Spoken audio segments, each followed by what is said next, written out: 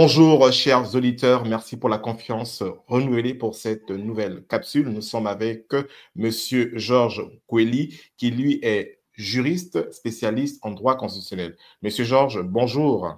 Bonjour, Monsieur Ngoma. Merci d'avoir accepté notre invitation. C'est moi qui vous Alors, remercie. avec vous, on va parler du projet de constitution qui est soumis à référendum le 16 novembre 2024, mais spécifiquement des questions des libertés, les droits et libertés fondamentaux dans le projet constitutionnel. Qu'entendez-vous par les droits et libertés fondamentaux? Bon, de façon succincte, ce sont des droits et libertés inhérents à la personne humaine qui sont protégés et réglementés dans des textes fondamentaux et qui bénéficient de mécanismes de garantie. Il faut dire qu'il s'agit là véritablement de l'ensemble des droits primordiaux pour l'individu.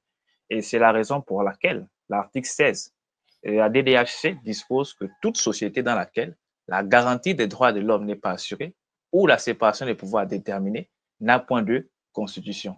Aujourd'hui, dans les démocraties constitutionnelles, on met véritablement un accent sur la protection des droits fondamentaux des individus. Quels sont les droits fondamentaux consacrés dans le projet constitutionnel?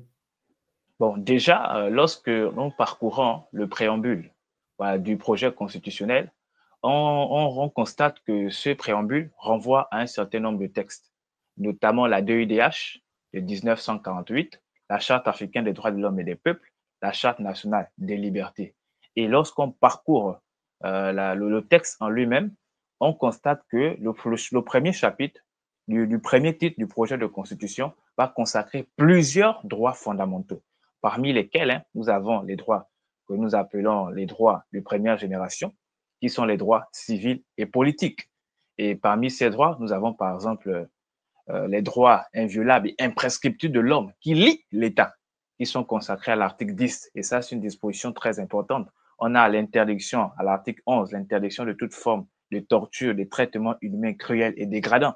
L'article 12 nous parle également de l'interdiction d'être maltraité, même lorsqu'on est en état d'arrestation ou d'emprisonnement. Sachant un peu ce qui se passe dans notre État lors des arrestations. Et dans le même projet, toujours dans le même sens, nous avons la liberté de conscience. Et à l'article 16, une disposition également qui est importante en ce qui concerne les droits civils et politiques, que nul ne peut être arbitrairement détenu.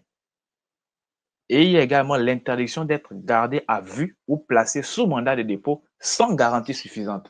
Là également, ce sont des droits fondamentaux qui viennent ici, préserver en fait l'intégrité de l'individu, préserver ses droits en réalité. Donc là, je vois véritablement des avancées en ce qui concerne les droits civils et politiques. Et en ce qui concerne spécifiquement les droits politiques, nous avons ici le droit de vote, voilà, le suffrage universel qui a été reconduit, qui existait déjà dans la Constitution du 26 mars 91. Donc ici, en réalité, dans ces droits de première génération, nous avons véritablement des droits qui ont été consacrés, des droits qui ont été affirmés, qui ont été précisés dans ce projet de texte. Et pour la deuxième génération, il s'agit ici des droits, en fait, qu'on appelle souvent les droits créances, les droits économiques, sociaux et culturels. Nous avons par exemple le droit au travail, d'appartenir, le droit d'appartenir et de fonder un syndicat, la liberté d'entreprendre, le droit de grève. Donc voici autant de droits également qui ont été consacrés. Comme les droits de troisième génération, nous avons également ici, il s'agit là d'une catégorie composite. On peut citer par exemple l'accès à l'eau, l'accès à l'eau et à l'énergie, l'accès à l'information. Donc ici, il y a vraiment des droits qui ont été consacrés et même des devoirs et je dirais même aussi des principes même de l'État qui vont dans le sens de l'amélioration vraiment de la garantie des droits fondamentaux des individus.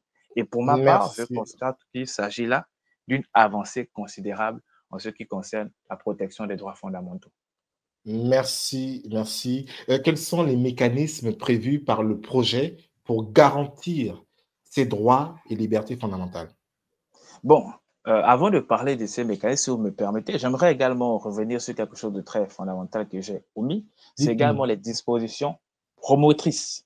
C'est-à-dire, on a ici, par exemple, à l'article 40, qui fait référence à la bonne gouvernance, à la gestion des affaires publiques, à la lutte contre la corruption et des détournements des deniers publics qui a été ici constitutionnalisé. Donc, on voit également que ce projet veut mettre un accent sur la bonne gouvernance. Et on sait tout ce qui s'est passé sous les gouvernants précédents. Donc, aujourd'hui, avec ces dispositions-là, on pense qu'il y aura des lois qui seront prises pour que la corruption, pour que les détournements de fonds ne soient plus légion et qu'on puisse aller vers une gestion saine des affaires de l'État. Je reviens sur la question. Quels sont les mécanismes prévus par le projet pour garantir ces droits et libertés fondamentales?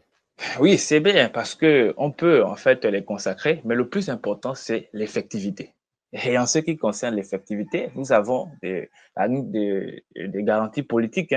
L'article 53 du projet dispose, entre autres, que le président veille à l'application des lois et à l'exécution des décisions de justice.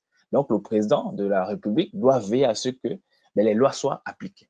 Il doit également veiller à ce que les décisions qui seront rendues par les juges soient également appliquées. Là, c'est déjà une garantie qui va en fait échoir ici au président de la République. Et comme autre garantie, nous avons des garanties juridictionnelles, c'est-à-dire ici les juges déjà ordinaires. Le juge judiciaire, j'entends particulièrement, qui est le garant des libertés individuelles. Il y a également le juge administratif dans une bonne mesure et surtout le juge constitutionnel qui ici bénéficie de plusieurs prérogatives pour garantir les droits et libertés fondamentaux. J'ai envie de citer ici l'article 113 qui dispose que le juge de la Cour constitutionnelle garantit les droits fondamentaux de la personne humaine et les libertés publiques. Et mieux encore, l'article 115 alinéa 2 dispose que la constitutionnalité des lois, que le juge constitutionnel va statuer sur la constitutionnalité des lois promulguées dans un délai de 30 jours maximum après leur publication. Voilà. Et ça, c'est également une innovation parce qu'en réalité, sous la Constitution du 26 mars 1991, les lois ordinaires qui pouvaient être soumises au juge pour un contrôle de constitutionnalité, c'était des lois en instance de promulgation. Et la procédure d'urgence faisait en sorte que les lois étaient promulguées de façon avec la procédure d'urgence et à chaque fois que les citoyens saisissaient le juge ou tout autre justiciable, ils étaient toujours frappés de forclusion. Et là, avec ce délai de 30 jours, une loi ordinaire pourra faire office en fait d'un contrôle de constitutionnalité. Et il y a une innovation que j'aimerais également relever. Ici, c'est l'article 119 alinéa 4 qui dispose que la Cour constitutionnelle se prononce d'office sur la constitutionnalité des lois et des ordonnances censées porter atteinte aux droits fondamentaux de la personne humaine et aux libertés publiques. Là, ici, on a ici le juge constitutionnel qui aura la capacité de s'auto-saisir de toute loi qui va porter atteinte aux droits fondamentaux de l'individu. Ça, c'est une innovation qui fait également dans le sens de pouvoir protéger les droits fondamentaux des individus au sein de notre nation. Merci, Monsieur Georges Kweli, qui nous a édifié sur la question des droits et libertés fondamentaux dans le projet de constitution. Cela dit, nous vous disons à bientôt pour un prochain numéro. Bonne journée chez vous. Au revoir.